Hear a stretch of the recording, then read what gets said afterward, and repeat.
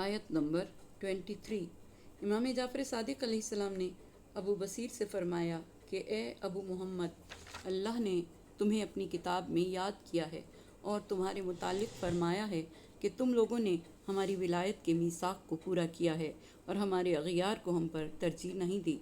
हुज़ूर अकरम सल्लल्लाहु अलैहि वसल्लम ने हज़रत अली अलैहिस्सलाम से फ़रमाया कि या अली, जिसने तुमसे मोहब्बत की और मोहब्बत पर मर गया तो उसने अपनी नज़र पूरी कर दी, और जिसने तुझसे मोहब्बत की और ज़िंदा रहा तो वो इंतज़ार करने वालों में से है। जब भी सूरज तुलू व ग़ुरूब करेगा तो वो उसके लिए रिज़्क़ और ईमान का तोहफ़ा लेकर आएगा। अमीरुल मोमिनीन अलैहिस्सलाम ने फ़रमाया कि मैंने हज़रत अमीर हमज़ा, हज़रत जाफ़र इब्न अबी तालिब और मेरे इब्न अम हज़रत उबैदा ने खुदा और उसके रसूल से वादा किया था कि हम दीन इस्लाम की सरबुलंदी के लिए अपनी जानों का नजराना पेश करेंगे। मेरे साथियों ने अपना वादा पूरा कर दिया, जबकि मैं पीछे रहकर शहादत का इंतज़ार कर रहा हूँ। अल्लाह ने हमारे मुतालिक ये आयत भेजी, सूरह अहज़ाब की आयत नंबर 23। चुनाचे हज़रत हमज़ा, हज़रत उबैदा और हज़रत जाफ़र ने अपना वादा पूरा कर दिया है और मैं इंतज़ार कर रहा हूँ।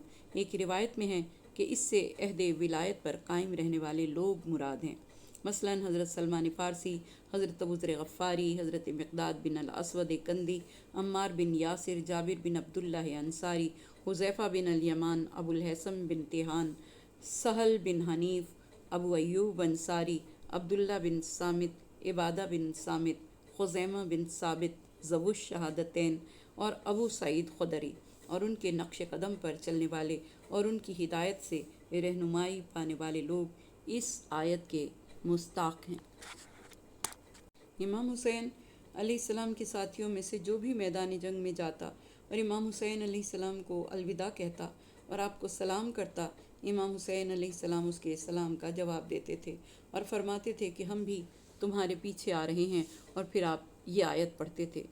कुछ मोमिन वो हैं जिन्होंने अपनी नज़र पूरी कर दी और कुछ वो हैं जो इंतज़ार कर रहे हैं और इनमें कोई तब्दीली वाक़ई नहीं हुई। इमाम जाफ़र सादिक़ अलैहिस्सलाम ने फरमाया कि मोमिन दो तरह के हैं।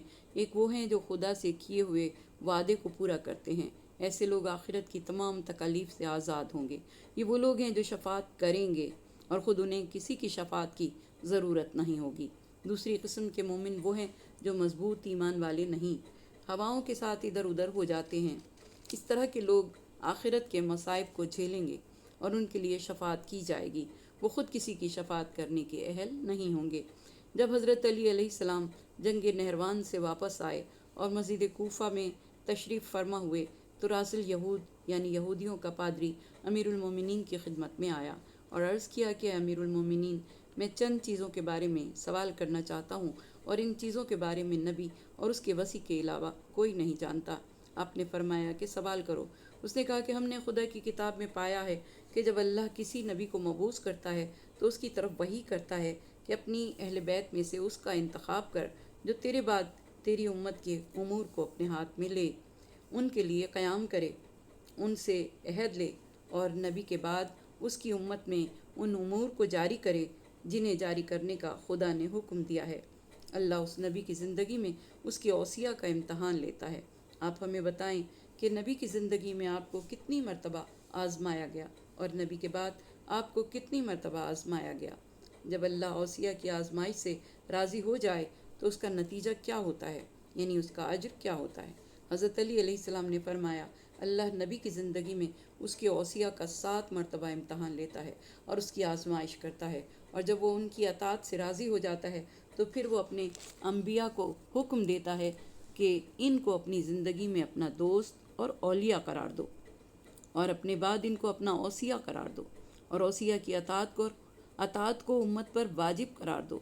फिर नबी के बाद उनका 7 मौक़ों पर इम्तहान लेता है और उनकी आज़माइश करता है ताकि उनके सब्र को आज़माए। जब उनके सब्र से राज़ी होता है तो उनका इख्तिताम शहादत के साथ करता है ताकि उनको अम्बिया के साथ मुल्हिक कर दे। रासिल यहूद ने कहा कि अली, आपने सच फरमाया। फिर उसने कहा कि अब आप मुझे बताएं कि आपको अल्लाह ने नबी की ज़िंदगी में कितनी मरतबा आज़माया और नबी की ज़िंदगी के बाद कितनी मरतबा आज़माया और आपका अमर कहाँ तक पहुँचा। हज़रत अली अलैहिस्सलाम ने उसका हाथ थामा और फरमाया, यहूदी भाई उठो और मेरे साथ चलो, मैं तुझे इसके बारे में ख़बर दूँ।